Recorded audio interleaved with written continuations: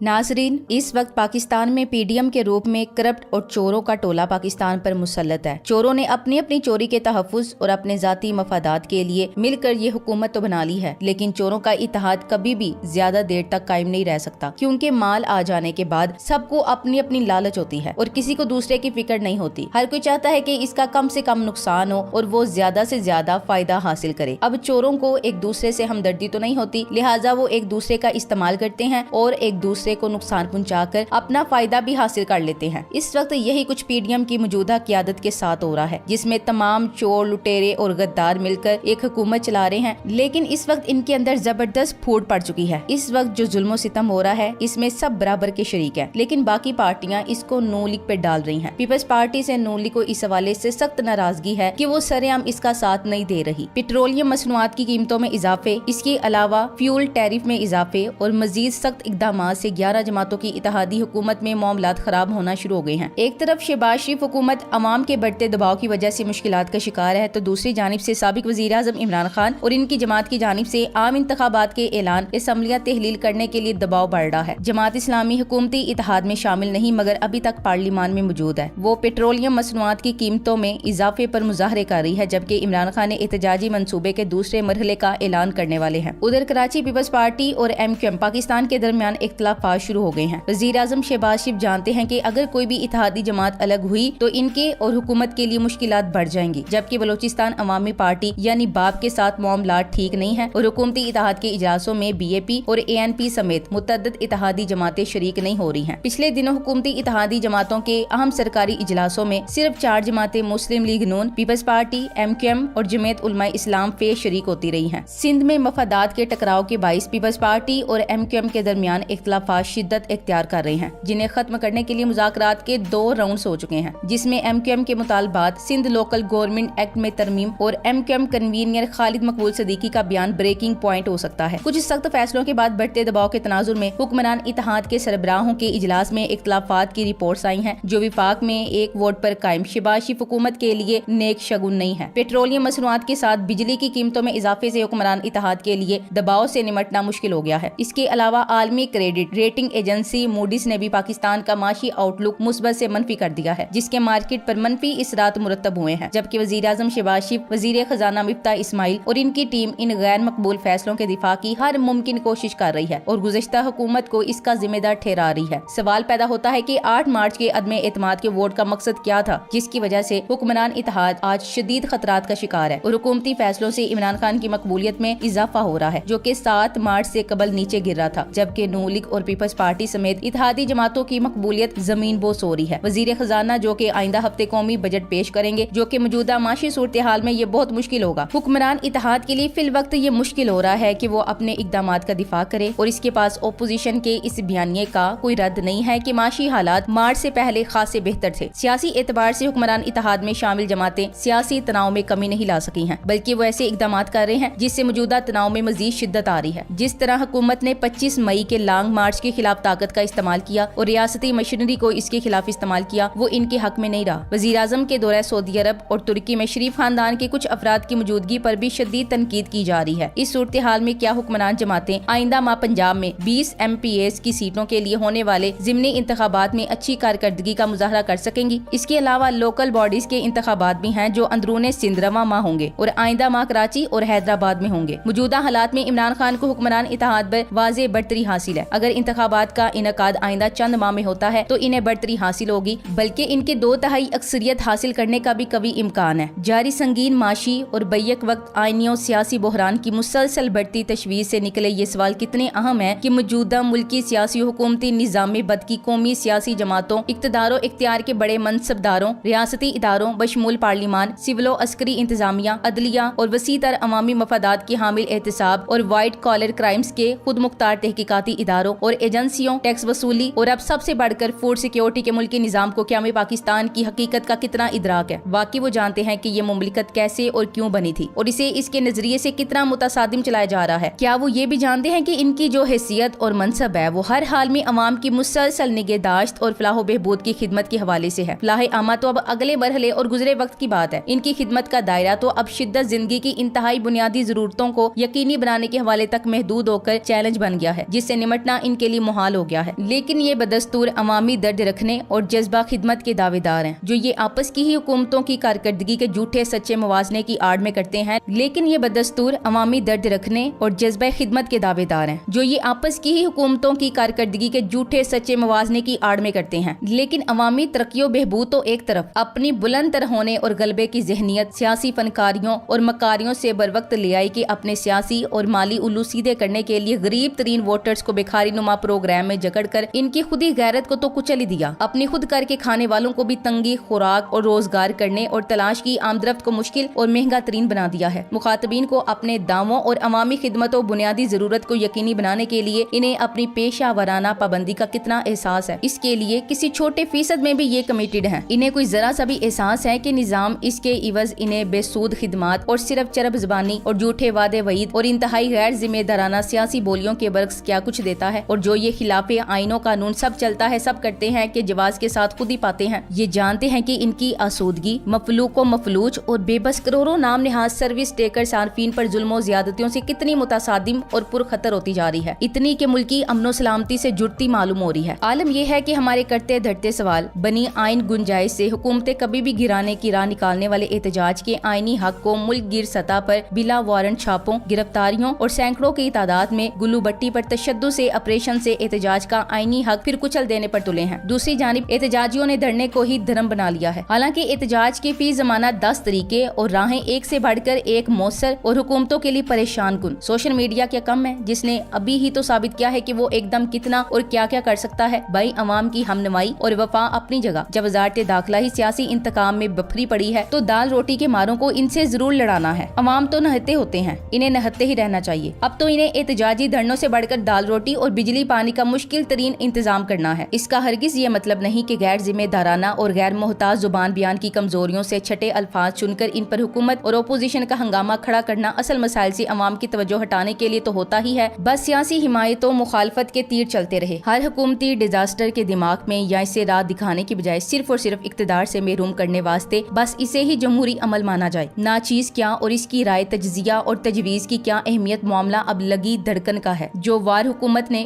گزری رات تک ہفتہ 10 روز میں پیٹرول نرخ میں مزید 30% کر کے اسے 60% اضافہ کر کے 209 روپے لیٹر پر پہنچا دیا، پھر یک نہ شد دو شد بجلی کے پہلے سے کمر توڑ نرخ میں مزید 10% کا ایک دم اضافہ، اسی سے تو ہمیں لگا کہ سارا ریاستی ڈھانچے کو دیمک تو نہیں لگ گیا۔ اس کے ایک ایک جز ترکیبی کا مبنی برحق بما اعداد و شمار و حقائق، پھر ان کی آئینی خلاف ورزیوں کا تجزیہ کر کے ثابت کر دیا جائے کہ زیر بحث ریاستی ڈھانچے کے ہر جز کے کردار نے عوام پر ان ریاستی حملوں سے کیا تعلق بنتا ہے، تو اسٹاک ایکسچینج کا ریڈار پہلے سے مندے کو مزید بڑھا دے گا۔ پی ڈی ایم حکومت کی ساری توانائیاں عمران خان حکومت ختم کرتے ہی خان کی آنن فانن بڑھتی مقبولیت کو اشتہار بازی اور فسطائی حربوں سے کم تر کرنے اور لوگوں کو ڈرا کر قابو کرنے پر صرف ہو رہی ہیں۔ Thanks for watching. اللہ حافظ۔